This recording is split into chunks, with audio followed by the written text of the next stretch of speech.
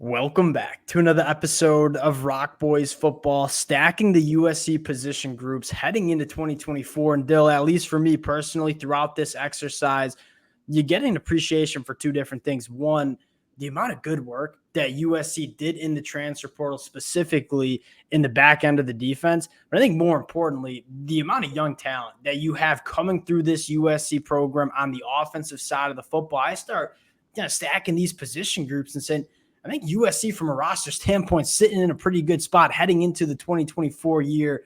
Fired up to get into it. Before we do, and as always, just want to say thank you to you guys and a special shout out to the USC fans. We say this all the time, but the amount of support, all the fight-ons in the comment section that the USC fans show the boys, that stuff means the world. It's no secret. We love talking this program, and we can't thank you guys enough for all the support. If you guys do enjoy the content, consider subscribing to the channel. Much more importantly, would love to hear some feedback from you guys in the comment section. The USC fans always bring the noise in the comment section. Dill, we don't necessarily agree on our position rankings, so we would love to hear from you guys as well. There's going to be some discussion, and without further ado, let's get into my personal favorite position group on this USC team. That's the pass catchers. I look at this unit and say multiple NFL caliber guys that are young. And I think a lot of college football fans that aren't necessarily in tune with this USC roster will probably scratch their head at me putting them as the number one position group on this program. But I think a lot of USC fans who know this roster quite well are sitting there and saying, we probably have one of the better pass catcher rooms that you see across the country heading into 2024.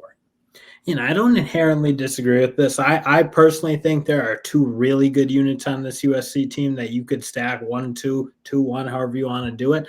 I personally lean a little bit more towards the secondary just because I think, frankly, you have a bit more proven with your top-end guys. I mean, that safety group, they have really, really good players in my mind, more proven than what you have. And again, you got to make some projections for what that wide receiver room is going to look like. You do have some guys like Jay Fair, Kyle Ford, Kyron Hudson, who have played solid ball for sure. But I think you just look at what that secondary has, guys who have played really, really well at big power conferences, big power schools. But also I think you do have some young guys working in there, Marcellus Williams, Zion Branch. You have some of that young, high upside type talent. I just think I give a little bit of an edge to the secondary room just because I don't think you have to do quite as much projecting. 100% agree. I understand where you're coming from because the proven talent in the secondary room is really, really good heading into 2024. I'll say this, and I think I speak for a lot of USC fans, and I would love to hear you guys in the comment section give it to my brother here.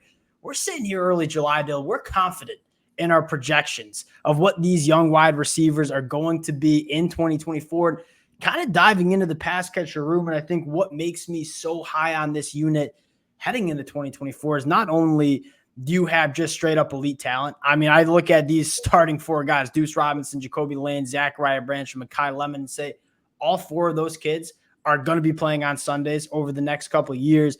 But more importantly, in a discussion that doesn't happen enough, these pass catchers balance each other out at such a high level. I mean, you look at Zachariah Branch, probably the most dynamic player in the country with the football in his hands. If you just get him the football in space, good things are going to happen. You have Deuce Robinson and Jacoby Lane, who are just two matchup nightmares where you look at what they can do working vertically down the field at the catch point. There's just not many defensive backs that one can run with these cats and, more importantly, go up and play the football like them. Then you have a guy that's probably my personal favorite in Mekhi Lemon, who is just your separator. It's not necessarily always flashy with Mekhi Lemon like it can be with Zachariah Branch or Jacoby Lane. You talk about wide receivers that can just create separation, be quarterback friendly. That's Mekhi Lemon. Then you sprinkle in a guy like Jay Fair, who was the number 2 leading receiver on Auburn last year, probably not even going to be a starter in this wide receiver room. I look at this wide receiver room and say, I feel pretty confident about how good this unit's going to be in 2024. Now, Dill, my number 2 group, it's in the secondary, and it's really, I'm with you. I think these are the 2 clear best rooms for USC. You noted the personnel. They made some really good additions in the portal. What fires me up the most is Dan Lynn. You look at Danton Lynn and what he did with the UCLA secondary in the 2023 year. If he can work that magic with what I think is a more talented secondary room for USC in 2024, you're looking at, I think this, the position group that got the best across the country. Name me one better than the USC secondary heading into 2024. Yeah, that'd be inherently tough. And I think you're right. I think he got personnel that really fits what he wants to do. Yeah. Obviously, Kamari Ramsey and John Humphrey both succeeded at a high level with them. You look at DeCarlos Nicholson, exactly what he wants. Big physical cornerbacks. Greedy Vance, just an ultra experienced veteran, playing really good ball at Florida State, and a secondary that was coached really well, developed really well. So I just think you look again.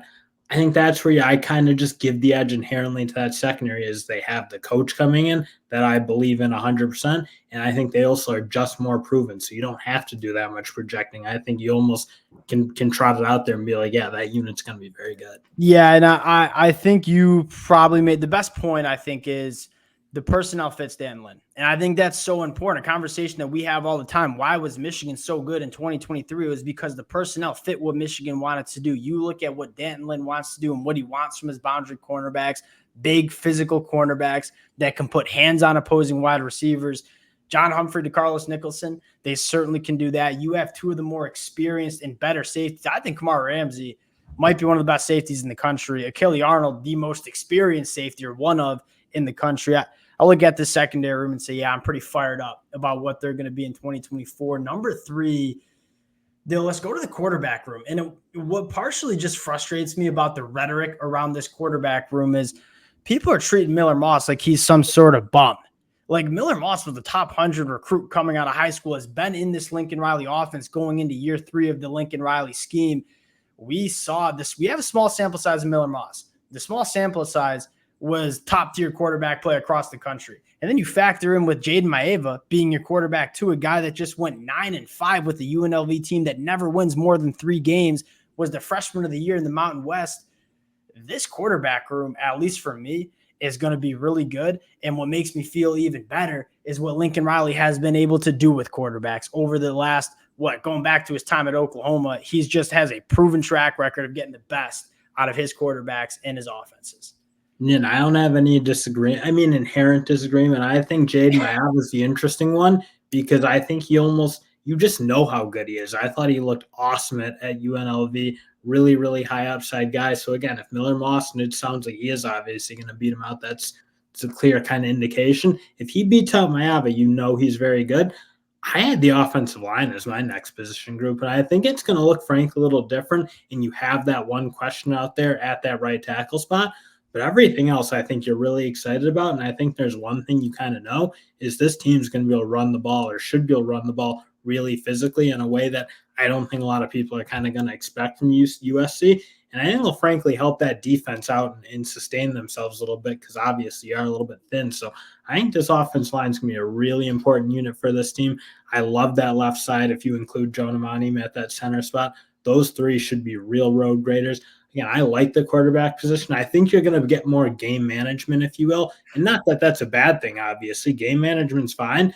But I do think this offensive line might take a bit more of a role in this offense being really good. Okay, so offensive line, I have number 4. We're going to get into the offensive line. I'm going to backtrack and correct you on the game management. Okay, Miller Moss is not going to play as much backyard football as Caleb Williams. You can still ask Miller Moss to do a lot in this Lincoln Riley offense. And one of the things that we're most excited about is Miller Moss just playing a little bit more within this Lincoln Riley offense. Hey, we know Lincoln Riley is going to scheme it up for you. You're going to have some easy access throws. We just want a quarterback that's going to make those throws. Now, I've heard the game management argument. My pushback on that is you go back to the film of Miller Moss against Louisville. Those were some high caliber throws that you can make. When I hear the term game manager, it's more like a Cade McNamara from Michigan, where you just can't you can't ask him to do that much. You just have to treat him like a game manager. Miller Moss is going to play within this offense. So I guess, quote unquote, game managing.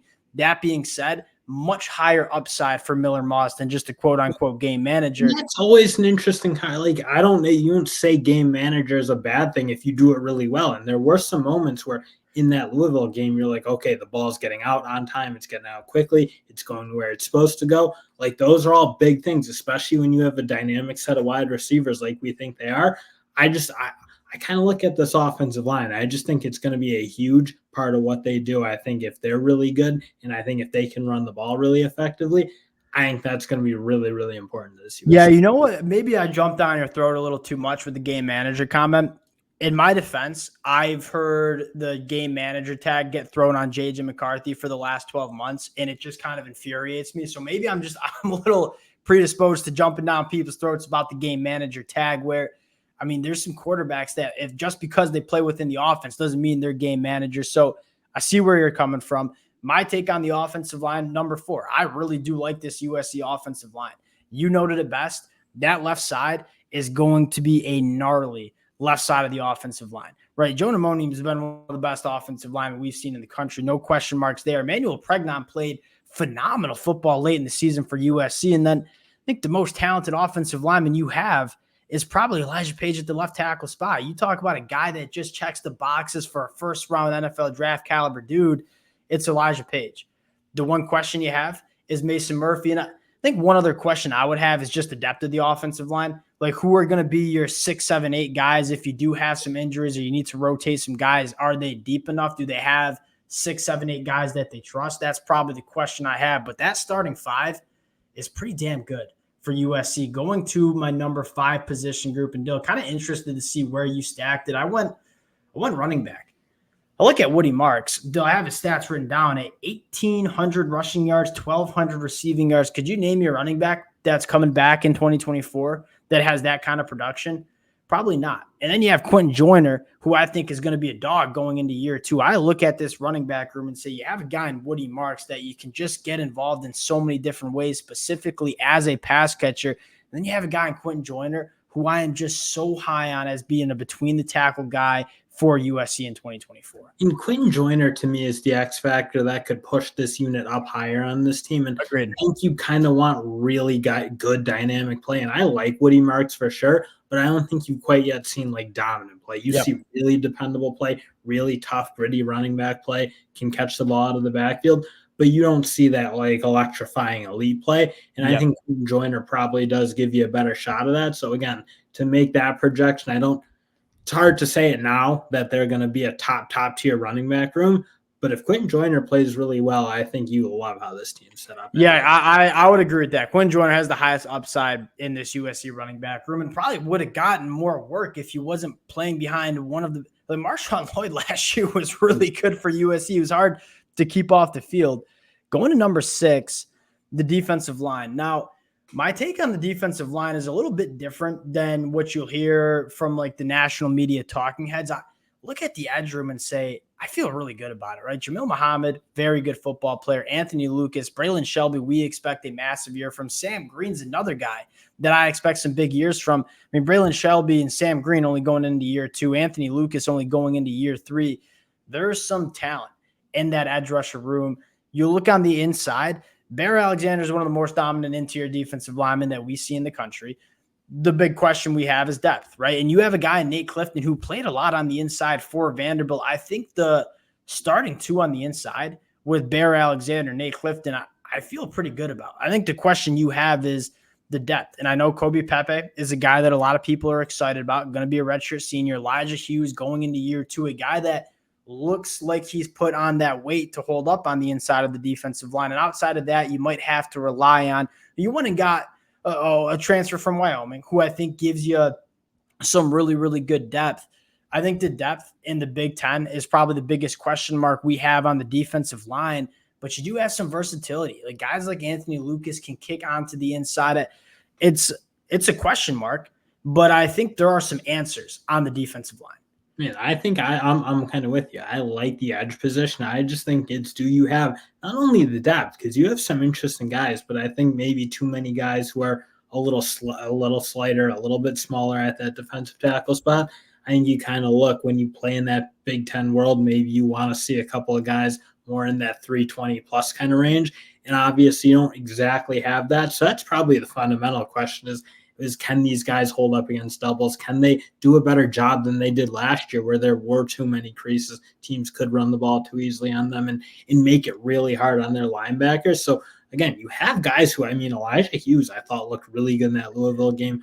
Obviously, Bear Alexander and Nate Clifton have played good ball, but I think you probably are a little bit too highly weighted in guys who are maybe more playmakers rather than guys who can be physical at the point of attack, Yeah. beat up blocks, and allow linebackers play free. And just a little thin. And if you get some play from guys going into year one, like Jide Abasari, who looks like he can come in and play some football, it maybe you feel a little bit better. But right now, it's coming in at number 6. I don't know if many USC fans would argue with that. My last position group, and this is tough. But I'm looking at this and say you just brought in first team All Pac-12 linebacker in Easton Mascarenas Arnold. Hey, Matt Ent's coming in. I just feel inherently better about this group. I need it from Mason Cobb. The other night I went back and watched a few games from Mason Cobb at Oklahoma State in 2022. Then I watched some more from 2023. Remember the good days. But just to remind me that Mason Cobb can play at a high level. We just have to see it. And I think with Matt Entz, Dan Ling coming in again, the coaching staff gives me a lot of confidence. But I go back to 2023. The linebacker play was such a problem. Mason Cobb missed 25% of his tackles last year. The run fits were just not good. Obviously, Tackett Curtis moving on to Wisconsin. This is a group that certainly could be one of the better units on this USC team. If you get what you got from Easton Mascarenas Arnold during his time at Oregon State, if you get what you got from Mason Cobb at Oklahoma State, this is a very good linebacker because you guys know how I feel about Eric Gentry, but I'm putting him at number 7 because they got to prove it to me in 2024. And then I can move this unit up. Yeah, no, with the way they played last year, it's very much got to see it to believe it because they were really bad. And I don't think their defensive line at times was giving them a ton of help. But at the end of the day, you got to be responsible for what you got to do. And their linebackers not tackling particularly well, not fitting runs particularly well, just a really, really inconsistent year all around. And you're right. I mean, you do bring in a guy like Mascarenas Arnold, who certainly gives you that kind of steady hand that, frankly, we all thought Mason Cobb was going to be last year. But again, I think the big thing, frankly, will be Matt Entz and getting something out of these guys, getting them playing at a high level. Because last year it was so far below what you frankly needed. And one comment I'll make is Eric Gentry, I think, is the wild card here. I'm just really intrigued in terms of how they use him. Desmond Stevens and Elijah Newby can play. And so, like, you see some of these young freshmen. We saw Lincoln Riley's not afraid to trot out a true freshman linebacker if they need to. I'm really excited about what those two can bring to as true freshmen.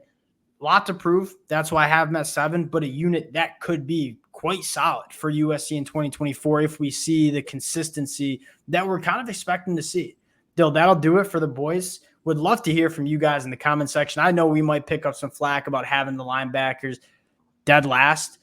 Again, I think this unit could certainly prove the boys wrong in 2024. Again, would love to hear from you guys in the comment section. The USC fans, can't thank you guys enough for rocking with it. If y'all do enjoy the content, consider subscribing to the channel, and we'll talk to y'all later. Peace.